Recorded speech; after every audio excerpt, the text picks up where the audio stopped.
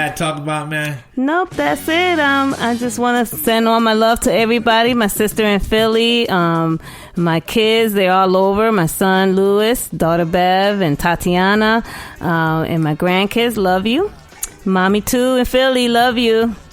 And big large to my family, the whole entire Keys family, man. Big squad. I never really get a chance to talk about the Keys family, but those the roots, man. My last name is Keys, so of course that's my roots. My granddaddy was my favorite, so I always miss him. But as I tell you, big up to the Keys.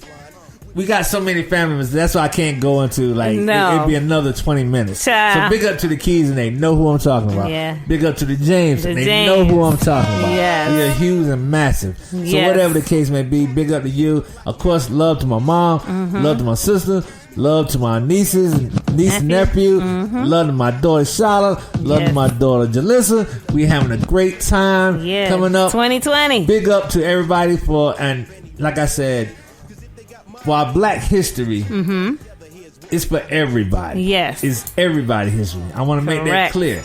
Now, I heard somebody tell me, you want to talk won't tell our youth about, we keep on talking about slave this and slave this. True. We were brought over as slaves, but we were never slaves. We were brought over as slaves.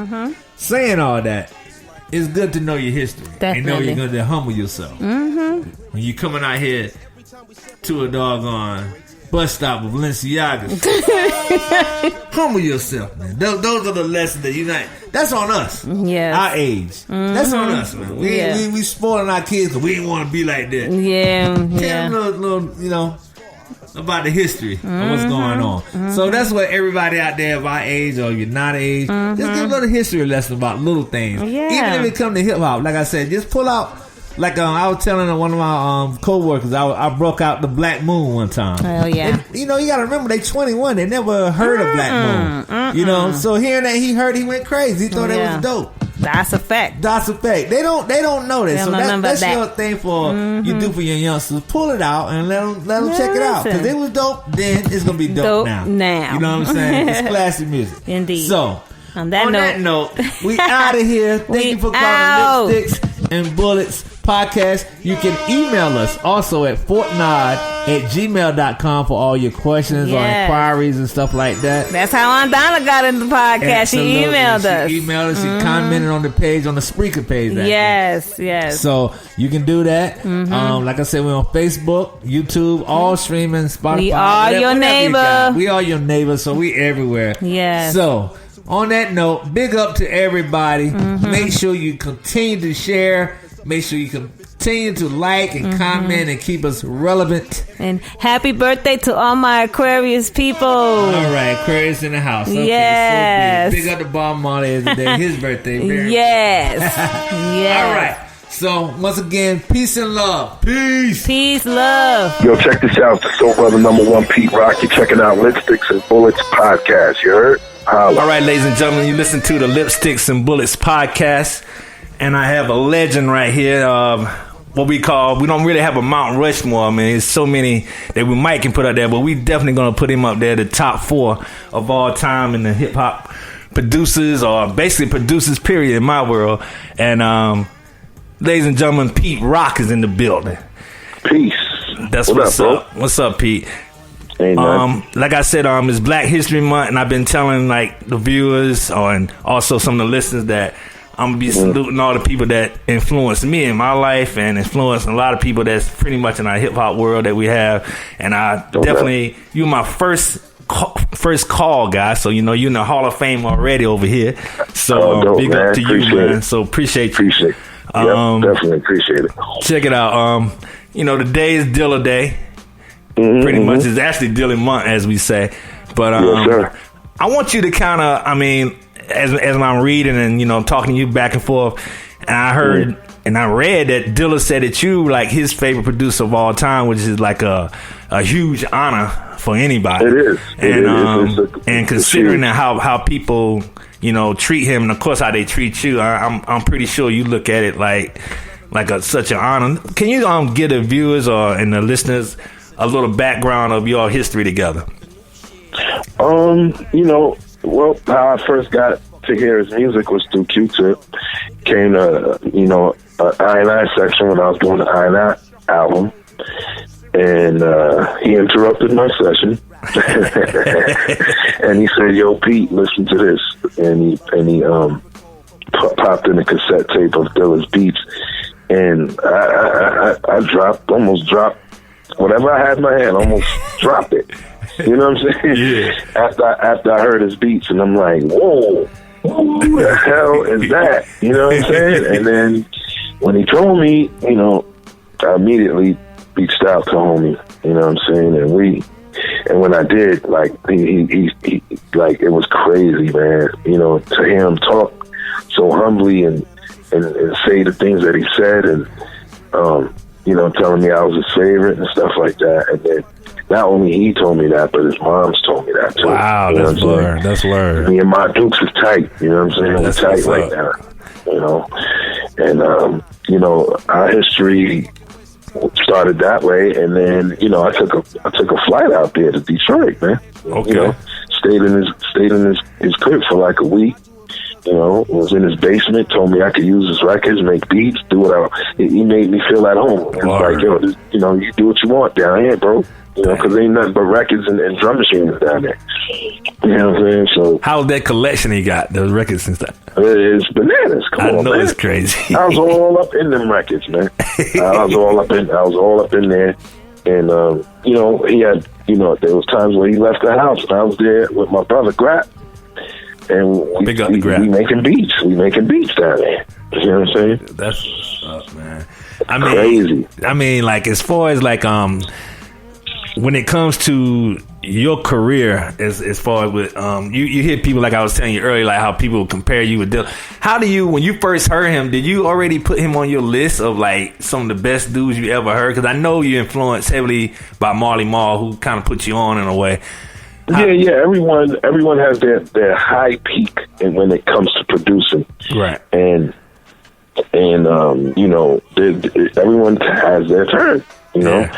And I have to say, like, when I started, you know, and was you know, heavily into what I was doing, it was around that time, you know, where I said, like, all the work I was putting in. And then this guy comes out of nowhere. So to me, I look at that as like he always told me, I inspired him, because I used to call him like 3-4 in the morning, almost every night. Like, yo, you know, if he wasn't, you know, always, you know, if he wasn't in the basement, you know that's the only way, you know, I could catch him is when he's home. Right. But it was like 3-4 in the morning, and I'm up making beats all night. Like, right. This is like I feel like I'm in a candy store when I be, you know, and you know, doing my thing, right? You know, and I used to call him 3-4 in the morning, like, yo, listen to this, and then he'll be like blown away by the beat, and then come back an hour later, like, yo, listen to this. Yeah. They come back, try to match it. Like, I love that competitive stuff, man. That dude's inspiring each other. That's really dope. Yeah, listen, man. That guy right there, man. He's it, man. He became my favorite producer instantly. Like, no disrespect to nobody that I love, but he instantly became my favorite because of his precision and his ear. Like, the things he would choose to make beats with, you know, the records and all of that, you know, that was really clever. He played drums, correct? Didn't he play drums as well? Yeah. Yeah, because I saw a session. He was kind of rocking out on that joint too. Yep. I mean, but as far as like, you know, who you have, like, you know, you say Dilla. And so who you have, like, do you have a top 5 that you have that you want to put up there? Dilla, Madlib, Primo, Dre, Alchemist. Wow, okay. You got Alchemist on your file? Okay, that's dope. I got Alchemist in there. I wanted to ask you, when I first heard you, I was living in New York at the time. And yes, we probably close to the same age. And I heard you on with Marley Marl DJing. Yeah. And I was like, and I think, did you start doing remixes and stuff around that time as well? I was practicing doing remixes. Right. So I would take acapellas and go home and make my own beats to them, and then I would bring the drum machine up to the radio station and hook it up to the, you know, equipment, to turntables, put it in the line, and hook up the drum machine, and you know, first I would test it to make sure it was working, right, and it would come out, you know, on the air, and the next thing you know, I'm taking the acapellas and I'm hitting play on the drum machine and rocking the acapella. That was crazy, man. I remember I used to the ill shit. Excuse me. Go ahead, man. You good? Go ahead. Oh, the ill shit was I used to, you know, practice how to arrange around the lyrics, like arrange the beat around the lyrics. Eddie F taught me that. You know what I'm saying? So as far as influences, like, you know, so you said they're your favorite, but who you think your favorite influences in learning how to do beats and stuff? Did Marley have anything to do with that? Yeah, I mean, of course, you know, but Marley was my number one. Him and Howie T was like my two of my best. Oh my God, those are my go-to dudes right there. Yeah, and 45 King. 45 King was crazy, but Marley stands at the top because, you know, he was like, to me, the James Brown of hip hop. Right. So he was so innovative with his sampling and stuff too. I always peeped that out, man. It was crazy, but no doubt, and that's what, because, you know, that's to me, Marley was the funkiest. Oh man, with the sampling, you know. But Howie T was like the cleanest. Right, you know what I'm saying? Right. And 45 King was just like melodic horns. That's where I first started. Him and Marley, that's where I first started hearing horns and stuff too. Horns in their beats, you know what I'm saying? Yeah. Like sampling horns. And then I was like, you know, they did it, but, you know, I wanted to do it. You know what I'm saying? Like go to a John Coltrane record or go to a Miles record, or actually go to the actual jazz heads and snatch like a horn riff, man. You know what I'm saying? Yeah. So, do you think, you know, when I be listening to your beats and stuff like that, I mean, even when you first started and stuff, the thing that really attracted me to you was your bass lines. And then I found out later that you're from Jamaica, or your family from Jamaica. And I said, you know what? That all ties in right now. You know what I'm saying? I said, all tied in. I said, you know, because I listened to your bass, and then I actually sometimes listened to Dilla when he was doing his bass. I said, you know what? I want to see influenced by Pete Rock bass lines and stuff, because I hear the fullness of it. And I always say, you know, his bass lines be killing it, man. What do you think about that? Your influences from the Jamaican stuff? I used to hum bass lines a lot from reggae records, you know what I'm saying, and never really ever forgot them, you know what I'm saying? And, you know, my pops has a huge record collection. Okay. Well, you know, it's mine now, but you know what I'm saying? Like, the reggae collection is out of this world. I already know it's probably crazy. I still dig through there and find stuff that you know, I don't even have to go out there and look for, because I already have it. You know what I'm saying? So I used to hum the bass lines. That was one favorite thing about reggae music I loved, was the bass. Oh yeah. You know what I'm saying? And then, you know, I grew up with that right there. You know what I'm saying? And then, you know, kind of applied it to my beat making, because that's one of the main things that stuck with me, was the reggae bass. Yeah. And I used to search for kind of, you know, bass sounds, and, you know, and find some, and then practice how to make bass lines on the drum machine. Yeah. I mean, because I'll tell you, man, that's one thing that sticks out to me. Like I said, just like your bass lines is like probably epic. And I can hear your influence on so many other producers as well, especially the boom bap guys and stuff. Yeah. Always, you can hear the Pete Rock influence, especially in the bass and stuff like that. Of course.